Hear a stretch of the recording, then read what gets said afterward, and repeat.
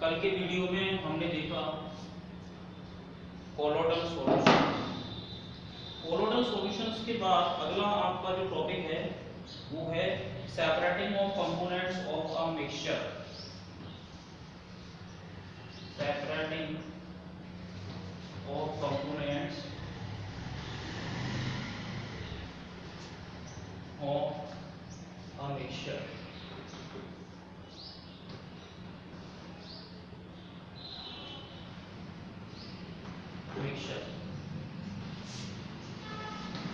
जो मिक्सचर हम बनाते हैं, हमारे पास जो मिक्सचर है उसमें से उसके कंपोनेंट्स को सेपरेट आउट करना, मतलब अलग अलग करना। जैसे सपोज दो अलग अलग सब्सटेंस हैं, ए प्लस बी प्लस सी, ये तीन अलग अलग सब्सटेंस हैं। तीनों ने मिलकर के सपोज ए बी सी ये मिक्सचर बनाया। ये आपका क्या बना लिया? मिक्सचर बना लिया। तो इस मिक्सचर में से हम इन तीनों कंपोनेंट्स को सेपरेट आउट कैसे करेंगे, यानी ए बी और सी को पुनः हम सेपरेट आउट कैसे करेंगे, उन टेक्निक्स के बारे में पढ़ेंगे। तो देखिए, हम लोग जानते हैं कि हमने पढ़ा था कि मिक्सचर जो हमारा होता है टू टाइप्स का होता है।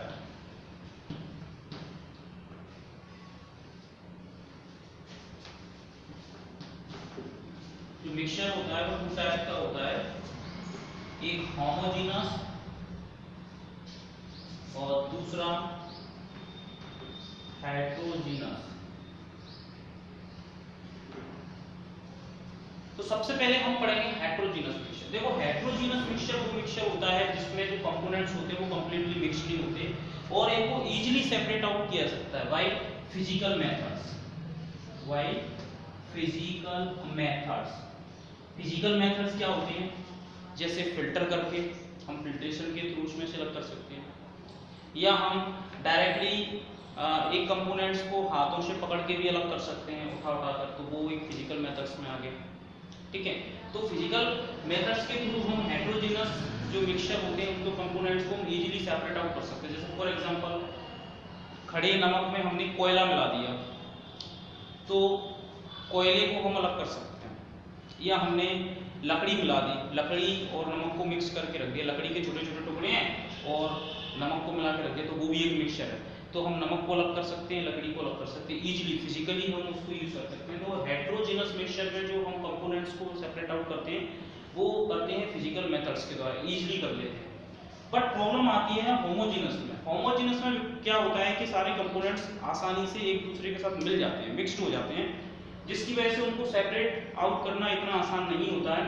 तो इनके लिए हम some special chemical process use करते हैं जिनके थ्रू हम इनको क्या करते हैं, सेपरेट आउट कर पाते हैं। जैसे केमिकल रिएक्शंस के थ्रू, जैसे for example suppose copper sulphate है।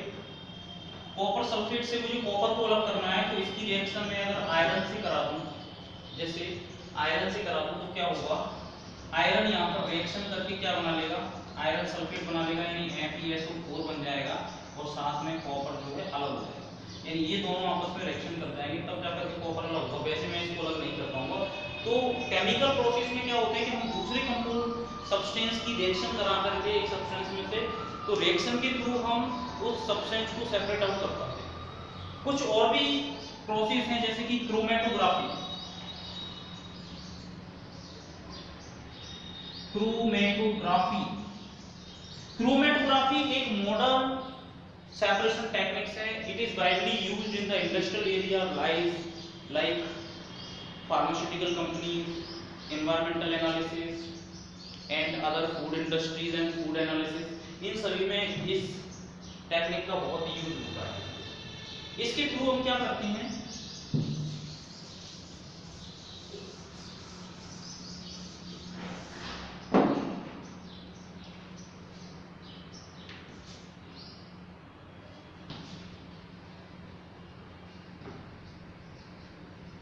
क्रोमेटोग्राफी। ये भी दो टाइप्स की होती है, एक पेपर और कॉलम क्रोमेटोग्राफी। पेपर क्रोमेटोग्राफी में क्या करते हैं, इसमें हम क्या करते हैं, मिक्सचर लेते हैं और हम एक पेपर लेते हैं और एक सॉल्वेंट लेते हैं। पेपर के नीचे की साइड पर हम एक ड्रॉप रखते हैं, लाइन खींचते हैं और उसके ऊपर एक मिक्सचर की ड्रॉप रखते हैं, जो केमिकली मिक्सचर है उसकी ड्रॉप रखते हैं और उसको एक सॉल्यूशन में डुबो के रखते हैं।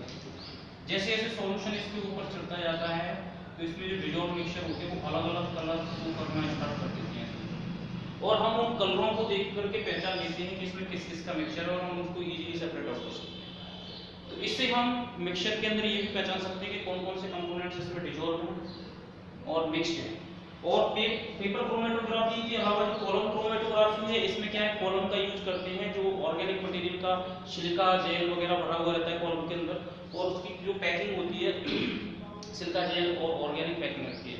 कॉलम का सबसे बड़ा रोल क्या होता है कि कॉलम के अंदर से जब हम किसी भी होमोजेनियस मिक्सचर को यानी कि सॉल्यूशन को पास आउट करते हैं तो इसमें से उसकी जो पकड़ होती है, कॉलम क्या करता है, एडजॉर्प्शन करता है। एडजॉर्प्शन प्रोसेस पर ये डिपेंड रहता है, इसका जो प्रिंसिपल है वो एडजॉर्प्शन प्रोसेस रहता है। एडजॉर्प्शन के ऊपर क्या करता है, ये अलग अलग टेम्परेचर पर क्या करता है कि उसको एब्जॉर्ब करके रखता है केमिकल्स को, यानी एक साथ सभी को नहीं जाने देता, एक एक करके छोड़ता है। सपोज मैंने कॉलम के अंदर ABC मिक्सचर को फ्लो किया तो इसमें से अलग अलग टाइम पर धीमे धीमे A निकलेगा, फिर उसके बाद हो सकता है C निकल जाए, फिर उसके बाद D निकल जाए, मतलब एक साथ नहीं निकलेंगे।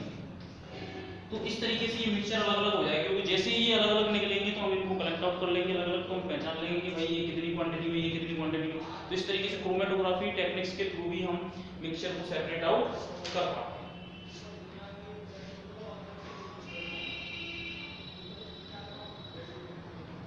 इसी तरीके से हम डिफरेंट गैसेस को भी एयर में से सेपरेट आउट कर लेते हैं। जैसे कि पेज नंबर 22 पर आपका दिया हुआ है, how can we obtain different gases from the air.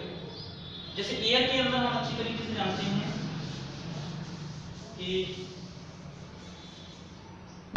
Composition क्या है। जो एयर होती है इसके अंदर 78% आपका N2 यानी नाइट्रोजन रहता है, 21% आपका O2 यानी ऑक्सीजन रहता है, 0.03% आपका CO2 रहता है एंड बाकी का जो परसेंटेज होता है उसमें अदर गैसेस रहते हैं। तो हमें ये जैसे प्राप्त करना है, इसको अलग करना है, इसको अलग करना है, तो ये भी हम कैसे अलग करते हैं, इसके लिए पेज नंबर 22 पर आपकी किताब में दिया हुआ है। सबसे पहले क्या करते हैं, हम एयर को कंप्रेस्ड करते हैं, यानी उसको प्रेशराइज्ड करते हैं और कूल डाउन कर लेते हैं, उसका टेम्परेचर कम करते हैं। जिससे क्या होता है, compressed and cooled while increasing pressure and decreasing temperature. हम इस एयर का टेम्परेचर डाउन करेंगे और उसको दबाएंगे, जिससे ये एयर क्या हो जाएगी, आपकी लिक्विड में कन्वर्ट हो जाएगी। लिक्विड में सारी एयर एक साथ नहीं होगी, अलग अलग गैसों का लिक्विड में कन्वर्ट होने का प्रेशर और टेम्परेचर की रेंज अलग अलग है। जैसे ही हम इसको दबाना स्टार्ट करेंगे तो कोई गैस पहले लिक्विड में कन्वर्ट हो जाएगी, जो लिक्विड में कन्वर्ट होगी उसको हम पहले सेपरेट आउट कर लेंगे। इसके बाद क्या होगा, allow to warm to slowly in fractional distillation. अब इस लिक्विड में कन्वर्ट होने वाले मिक्सचर को जब हम धीमे धीमे बॉईल करना स्टार्ट करेंगे तो सबका बॉइलिंग पॉइंट अलग होने के कारण ये गैसें एक एक करके धीमे धीमे अलग अलग टेम्परेचर पर सेपरेट आउट होना स्टार्ट हो जाएंगे। इस तरीके से हम अलग अलग टेम्परेचर पर हमें अलग अलग गैसें मिल जाती है। जैसे फॉर एग्जांपल ऑक्सीजन हमें -183 डिग्री सेल्सियस पर अलग हो जाएगा एयर में से, आर्गन जो है 186 डिग्री सेल्सियस पर अलग हो जाएगा, और नाइट्रोजन जो है -196 डिग्री सेल्सियस पर गर्म हो जाएगा, वो अलग हो जाएगा।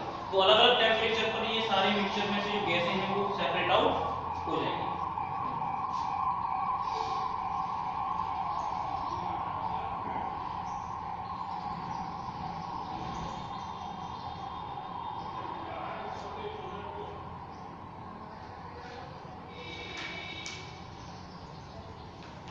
इसके बाद अगला टॉपिक है आपका फिजिकल एंड केमिकल चेंजेस। जैसे फिजिकल एंड केमिकल चेंजेस का मतलब है यहाँ पर कुछ एक्टिविटीज आपके सिलेबस में दी हुई हैं, जिसमें हम आइडेंटिफाई करेंगे कौन सी एक्टिविटीज में फिजिकल चेंज हो रहा है और कौन सी एक्टिविटीज में केमिकल चेंज हो रहा है। तो physical and chemical changes.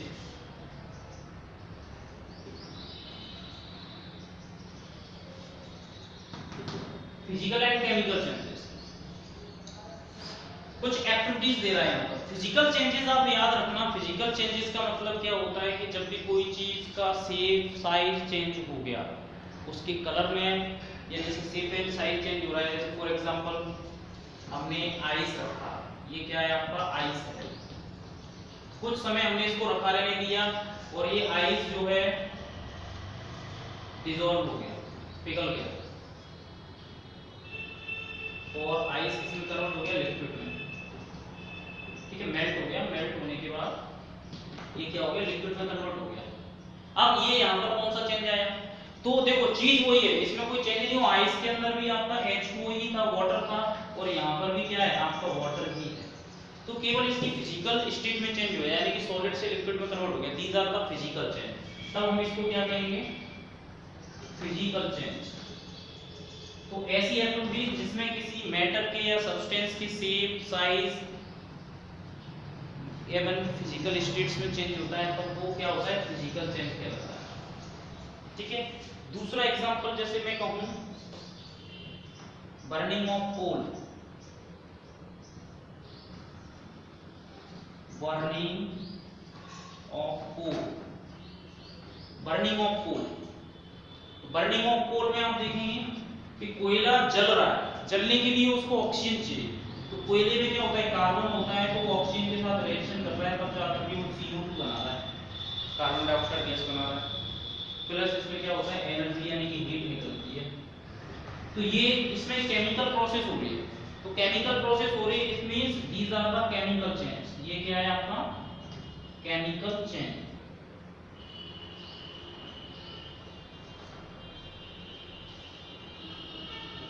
Chemical change. इसके बाद है what are the types of pure substance. अब आपका एक तरीके से देखा जाए तो प्योर जो सब्सटेंस होते हैं उनका क्लासिफिकेशन क्या है, कंपाउंड्स कौन से होते हैं, एलिमेंट्स क्या होते हैं। तो अब हम जो मैटर और जो सब्सटेंस है उनका क्लासिफिकेशन देखेंगे।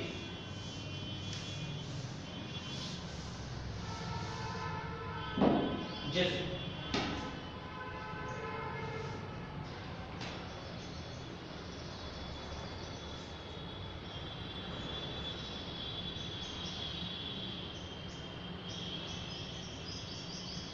प्योर सब्सटेंस कौन कौन से होते हैं, तो सबसे पहले मैं पूरा मैटर का ही आपको क्लासिफिकेशन बताता हूं।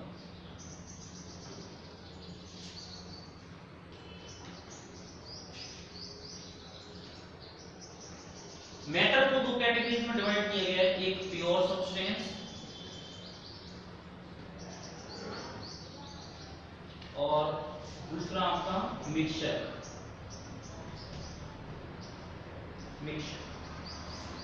मिक्सचर को फिर से दो भागों में डिवाइड किया गया है, जैसे कि मैंने आपको पढ़ाई दिया है मिक्सचर को। एक होमोजीनस, दूसरा हेट्रोजीनस। होमोजीनस और हेट्रोजीनस मिक्सचर को आप समझते ही हैं। इसका एग्जांपल हो जाएगा आपका शुगर इन वाटर। इसका एग्जांपल हो जाएगा आपका ऑयल इन वाटर। ये मिक्सचर तो आपको समझ में आ गया कि ये तो आपके जो क्लासिफिकेशन है ये भी सारे सब्सटेंस हैं। बात करते हैं प्योर सब्सटेंस की। तो प्योर सब्सटेंस कौन कौन से होती हैं, प्योर सब्सटेंस को दो पार्ट्स में डिवाइड किया गया है, एलिमेंट एंड कंपाउंड।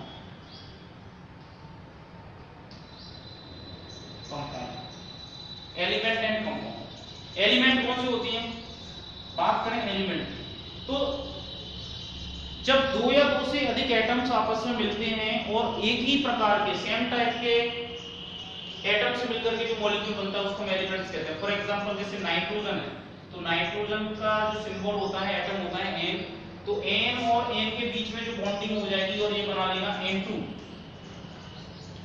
तो जो सिमिलर है, जैसे प्योर सब्सटेंस, प्योर एलिमेंट की बात कर रहा हूं, एलिमेंट हम एक ही सब्सटेंस को बोलेंगे, जैसे ऑक्सीजन हो गया, नाइट्रोजन हो गया, सल्फर हो गया, कार्बन हो गया, और दूसरा कोई एलिमेंट नहीं है। जैसे for example oxygen O2, N2, chlorine Cl2, ठीक है, आयरन, गोल्ड, सिल्वर, एसेट्रा। यानी कि इसमें कोई दूसरा एलिमेंट नहीं है। जब एक ही सब्सटेंस की बात कर रहा हूँ प्योर फॉर्म में, तब हम उनको एलिमेंट्स कहते हैं। लेकिन कंपाउंड्स क्या होता है? कंपाउंड में क्या होता है, जब दो या दो से अधिक एलिमेंट्स आपस में मिक्स्ड हो जाते हैं, मिक्स्ड होकर के होमोजेनियस टाइप का मतलब मिक्स्ड होकर के एक नया सब्सटेंस बना लेते हैं। फॉर एग्जांपल जैसे मैं आपको बताऊं, हाइड्रोजन प्लस ऑक्सीजन ये आपस में मिलकर के H2O बनाते हैं, वाटर। तो वाटर जो है ये दोनों क्या है, ये भी एलिमेंट है, और आपका ऑक्सीजन भी क्या है, एलिमेंट है। तो ये दोनों तो एलिमेंट है, लेकिन जो वाटर बना है ना, ये क्या है, आपका कंपाउंड है। यानी कंपाउंड में जो होता है एक ही टाइप के एलिमेंट नहीं होते, बल्कि दो अलग अलग एलिमेंट होते हैं, क्योंकि हाइड्रोजन भी है इसमें और ऑक्सीजन भी। तो वाटर इज द कंपाउंड। तो कंपाउंड के फॉर्म में यानी कि H2O, एग्जांपल इसका H2O, CO2, SO2 sulphur dioxide, and और भी है कई सारे, NaCl यानी कि सॉल्ट, ठीक है। फिर सोडियम कार्बोनेट, Na2CO3 एटसेट्रा, कई सारे, ये सारे के सारे कंपाउंड्स हैं। बिकॉज इनमें क्या है, अलग अलग दो प्रकार के एलिमेंट्स हैं। जैसे इसमें हाइड्रोजन ऑक्सीजन, इसमें carbon oxygen, sulphur oxygen, sodium और क्लोरीन से मिलकर बना हुआ है। HCl यानी हाइड्रोक्लोरिक एसिड है, इसमें हाइड्रोजन और क्लोरीन है। तो ये सारे के कंपाउंड है, यानी कि तो ये भी प्योर फॉर्म होते हैं। जैसे वाटर है, अब अकेले वाटर की मॉलिक्यूल है तो वाटर भी प्योर है, तो कंपाउंड भी प्योर होते हैं। लेकिन कंपाउंड बनता तब है जब दो अलग अलग एलिमेंट्स आपस में मिक्स होते हैं। लेकिन एलिमेंट हमेशा सिंगल रहता है, इसमें एक ही टाइप के सारे एटम्स होते हैं, जबकि कंपाउंड्स में एक ही टाइप के एटम्स नहीं होते, बल्कि अलग अलग एलिमेंट्स मिलकर के कंपाउंड का फॉर्मेशन करते हैं। जब एक ही टाइप के एटम्स मिलकर के मॉलिक्यूल बनाते हैं तब हम उसको एलिमेंट कहते हैं, और जब दो या दो से अधिक टाइप के एलिमेंट मिलकर के एक नया सब्सटेंस बनाते हैं तब हम उसको कंपाउंड कहते हैं। तो आपको कंपाउंड और आपका एलिमेंट ये सब समझ में आ गया होगा।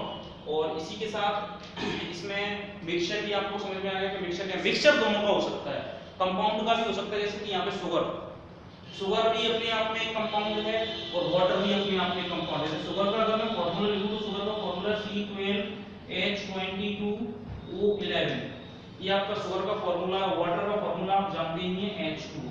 तो यहाँ पर ये भी कंपाउंड है और ये भी कंपाउंड है। तो मिक्सचर कंपाउंड्स का भी हो सकता है और एलिमेंट के साथ भी हो सकता है। तो मिक्सचर दोनों तरीके से बन सकता है।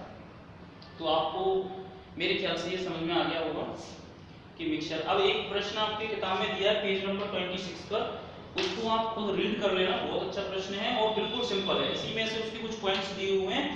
पेज नंबर 26 पर दिया हुआ है difference between mixture and compound, बहुत अच्छा है। कंपाउंड और मिक्सचर के पॉइंट आप पढ़ोगे तो पूरा समझ में इसमें आ जाएगा, ठीक है। इसी के साथ आपका ये जो चैप्टर है वो कंप्लीट होता है। अगले वीडियो में हम अगले चैप्टर में पढ़ेंगे। Thank you.